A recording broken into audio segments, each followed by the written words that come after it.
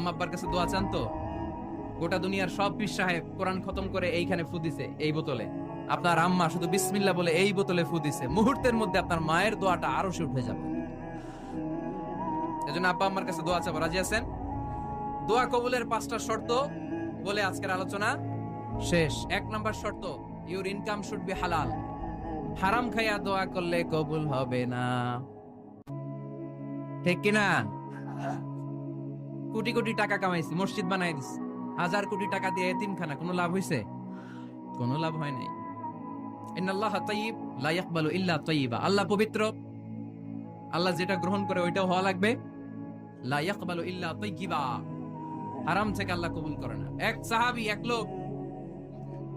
লোক আল্লাহর হাবিবের জামানায় কাবা ঘরের চারদিকে কাঁদতে কাঁদতে, আওয়াজ করবেন না, কাঁদতে কাঁদতে ঘামতে ঘামতে দোয়া করতে করতে শেষ।